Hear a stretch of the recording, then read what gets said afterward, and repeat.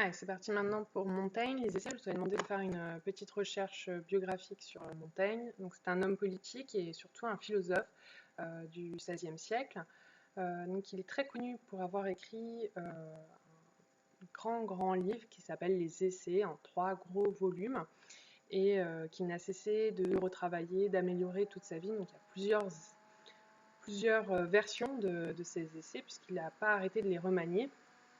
Et donc, c'est en fait un mélange d'autobiographie et de philosophie, puisque contrairement à une autobiographie classique où on raconte sa vie depuis sa naissance jusqu'au moment où on écrit, là, en fait, il part de ses réflexions philosophiques et il y intègre ses propres expériences sur son vécu. Par exemple, il réfléchit à comment éduquer les enfants, comment leur apprendre des choses, les faire grandir et mûrir. Et il parle de son propre apprentissage et notamment du fait que, chose assez étrange, en fait, sa langue maternelle, c'est le latin. Donc c'est assez rigolo d'ailleurs parce qu'il explique que son père pris cette décision et qu'il a du coup fait apprendre le latin à tout le personnel de sa maison, tous les domestiques et notamment la gouvernante, c'est-à-dire la personne en charge des enfants en bas âge, qui a dû apprendre le latin pour que son fils parle le latin comme première langue et il a appris le français plus tard. Donc voilà, ça fait partie comme ça des petites anecdotes, des expériences vécues qu'il ajoute à ses réflexions philosophiques pour alimenter et servir d'exemple.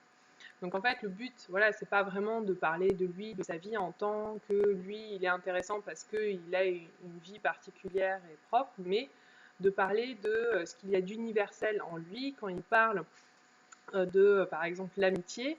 Il parle de son amitié avec la Boétie, mais en fait, son but est surtout que chaque personne qui lise en fait ce texte se reconnaisse et reconnaisse ce sentiment fort de l'amitié qu'il peut avoir pour un de ses amis. Allez, je vais maintenant lire le texte de l'avant-propos. Ce livre, lecteur, est un livre de bonne foi. Donc là, on a tout de suite la phrase d'accroche d'un pacte autobiographique, puisque l'apostrophe lecteur, une apostrophe, c'est quand on s'adresse directement à quelqu'un, montre qu'on est bien dans un accord entre l'auteur et son lecteur. On retrouve un autre élément du pacte autobiographique, la bonne foi, le fait d'annoncer dès le début qu'il va être sincère. Un autre élément qui prouve que c'est un pacte autobiographique, c'est qu'il s'agit ici de l'avant-propos. L'avant-propos, c'est l'équivalent d'une introduction qui sert, en fait, donc, comme c'est dit, hein, et avant le début du livre, avant le premier chapitre, pour introduire, présenter son projet. Il t'avertit dès le début que je ne l'ai écrit que pour moi et quelques intimes, sans me préoccuper qu'il puisse être pour toi de quelque intérêt ou passer à la postérité. De si hautes visées sont au-dessus de ce dont je suis capable. Je les destine particulièrement à mes parents et à mes amis, afin que lorsque je ne serai plus, ce qui ne peut tarder, ils y retrouvent quelques traces de mon caractère, de mes idées, et par là conservent encore plus entière et plus vive la connaissance qu'ils ont de moi. Si je m'étais proposé de rechercher la faveur du public, je me serais mieux attifé et me présenterai sous une forme étudiée pour produire meilleur effet. Je tiens au contraire à ce qu'on m'y voie en toute simplicité, tel que je suis d'habitude, au naturel, sans que mon maintien soit composé ou que j'use d'artifice. Car c'est moi que je dépeins. Mes défauts s'y montreront au vif, et l'on m'y verra dans toute mon ingénuité, tant au physique qu'au moral, autant du moins que les convenances le permettent. Si j'étais né parmi ces populations qu'on dit vivre encore sous la douce liberté des lois primitives de la nature, je me serais très volontiers, je t'assure, peint tout entier, dans la plus complète nudité. Ainsi, lecteur, c'est moi-même qui fais l'objet de mon livre. Peut-être n'est-ce pas là une raison suffisante pour que tu emploies tes loisirs à un sujet aussi peu sérieux et de si minime importance. Sur ce, à la grâce de Dieu. Donc on voit dans la première partie qu'il justifie son projet, puisque c'est un des éléments qu'on retrouve à chaque fois dans le pacte autobiographique. Il dit écrire pour ses proches, pour laisser une trace de lui à ses proches. D'ailleurs, il conclut sur le fait que c'est peut-être pas très intéressant pour un lecteur qui ne fait pas partie de sa famille. Donc qu'on soit bien d'accord tous là-dessus, il ne faut pas croire Montaigne, c'est un gros menteur. En fait, il fait ce que tous les gens font à son époque, hein, et c'est une tradition antique, c'est cette fausse modestie pour attirer la bienveillance du lecteur. Évidemment qu'une œuvre qu'il a retravaillée, republiée pendant des années et des années n'est pas destinée uniquement à ses proches et à sa famille. Il est intéressant aussi que l'on y retrouve la même idée aussi de sincérité et le fait qu'il veut se montrer en toute simplicité, tel qu'il est d'habitude, au naturel. Il veut y montrer ses défauts, donc là aussi c'est des choses que l'on retrouve dans beaucoup de pactes autobiographiques, cette volonté d'afficher, de s'afficher dans toute sa vérité. Il introduit tout de même une nuance, à savoir que ce qu'il n'affichera pas, c'est ce qui ne correspond pas aux convenances. Donc convenance, c'est ce qui convient de faire en société pour ne pas choquer les gens. Et donc son but, évidemment, n'est pas de choquer son lecteur, et c'est uniquement ça qui l'empêchera de révéler toute la vérité, puisqu'il ne veut pas dévoiler des choses qui seraient trop intimes et qui mettraient son lecteur mal à l'aise. Mais s'il ne le fait pas, c'est pas parce qu'il a honte ou qu'il veut dissimuler des choses, c'est uniquement par égard vis-à-vis du lecteur, puisqu'il fait une allusion au peuple dit primitif, notamment il s'agit ici là des peuples d'Amérique du Sud qui sont découverts par les Européens à cette période-là et auxquels Montaigne s'intéresse beaucoup. Et donc il explique que ces gens donc, qui vivent nus une grande partie du temps, ce qui est très choquant pour un Européen, et bien voilà, il était né parmi ces gens-là, ça ne l'aurait pas gêné du tout de se montrer entièrement nu et de révéler toute son intimité, ce qu'il se refuse évidemment de faire dans son livre pour ne pas choquer son lecteur. On voit ici aussi le ton un peu ironique et mordant de Montaigne, puisqu'il ne manque pas d'humour. Alors ça, c'était pour le petit rappel sur le pacte autobiographique. On passe maintenant à ce qui a pu lui poser problème lorsqu'il a cherché à se représenter. Donc c'est beaucoup plus loin, puisque c'est dans le tome 2 des Essais, au chapitre 12.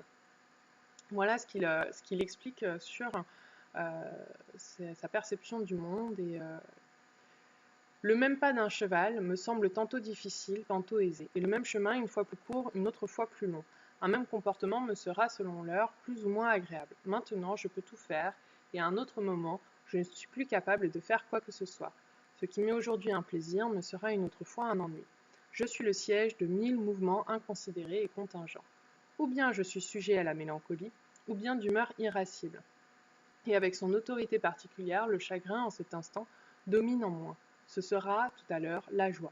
Si je prends des livres, j'aurai peut-être vu en tel endroit des beautés parfaites qui auront frappé mon imagination, qu'une autre fois je tombe à nouveau sur ces pages, j'aurai beau tourner et virer, j'aurai beau plier et manier mon livre, ce sera à mes yeux un ensemble inconnu et sans beauté. Même lorsqu'il s'agit de mes propres écrits, je ne trouve pas toujours le sens de ma première pensée. Je ne sais plus ce que je voulais dire, et je me nuis souvent à vouloir corriger et à ajouter une nouvelle signification pour avoir perdu la première qui avait plus d'intérêt.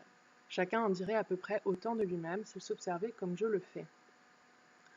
Donc ce passage, effectivement, montre les difficultés que Montaigne a à se représenter, puisque on voit en fait nos perceptions, nos sentiments, notre humeur, en fait tout ce qui nous définit est en perpétuel changement. C'est ce qu'il dit, je suis le siège. Où est-ce que c'était? Voilà, il le résume ici. Je suis le siège de 1000 mouvements inconsidérés et contingents. Qu'est-ce que ça veut dire? Donc le siège, c'est le lieu. Et donc en fait, nous ne sommes que mouvement et notre identité est en fait complètement floue.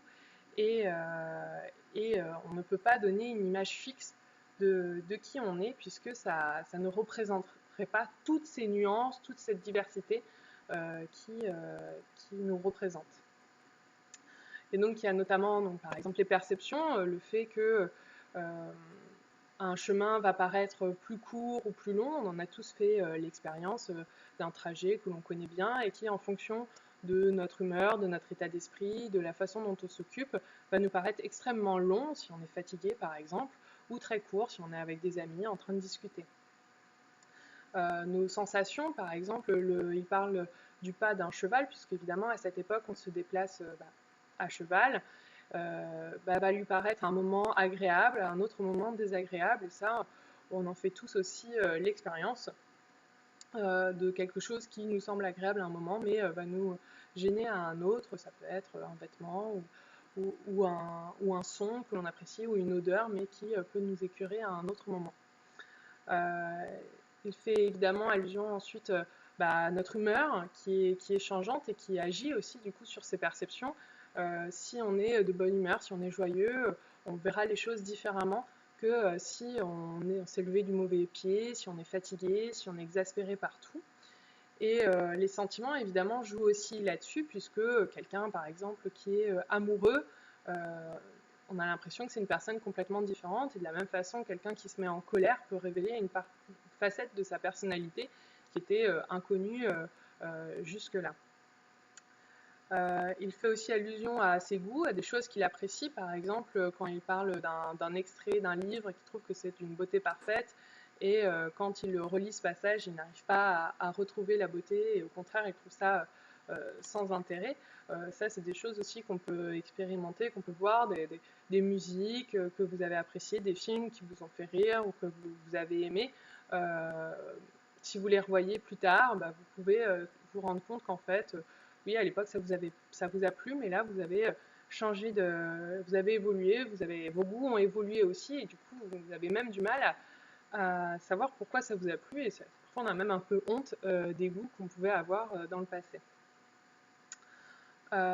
Et c'est intéressant, il conclut d'ailleurs même pour ses propres écrits, et c'est d'ailleurs assez étonnant puisque justement, comme je vous ai dit, il n'a pas arrêté pendant des années et des années de retravailler, et il explique lui-même que voilà, ça fait partie des difficultés puisque parfois, à vouloir trop corriger, on en perd le sens premier, on en perd la spontanéité première qui en fait était meilleure que ce qu'on a voulu rajouter après. J'aime bien aussi l'allusion je ne sais plus ce que j'ai voulu dire et je me nuis souvent à vouloir corriger, etc. Je ne sais plus ce que je voulais dire, ça me fait souvent penser à vous, vous savez, quand vous écrivez des trucs complètement incompréhensibles dans vos copies, puis que je vous les montre en me disant mais t'as voulu dire quoi là? Et puis en général là vous êtes très gêné en disant je sais pas, moi-même je ne me comprends pas. Et donc ce qui montre bien qu'en fait écrire sur soi c'est pas si facile que ça, parce qu'en fait se comprendre, réussir à se cerner, réussir à poser une image fixe, et c'est pour ça qu'il conclut justement sur le fait que chacun en dirait à peu près autant de lui-même s'il s'observait comme je le fais. Si on prend vraiment le temps de voir en fait qui on est, la diversité de ce qu'on est, se rendre compte que non, on n'est pas la même personne quand on est en cours, quand on est avec ses amis, quand on est avec sa famille, quand on est dans son club de sport, et que effectivement il y a des traits qui sont communs à toutes ces personnes, mais il y a aussi plein de choses très différentes. Ça permet de voir en fait que donner une image fixe de qui on est, c'est complètement impossible, parce qu'on est beaucoup trop changeant, on a beaucoup trop de facettes, et puis parce que on ne cesse d'évoluer au fur et à mesure des expériences que nous obtenons, et donc le moi d'il y a une semaine n'est pas le même moi que dans une semaine. Et je pense que là, par exemple, le confinement a sans doute révélé beaucoup de choses à beaucoup de gens qui ne seront plus du tout les mêmes personnes avant le confinement et après le confinement.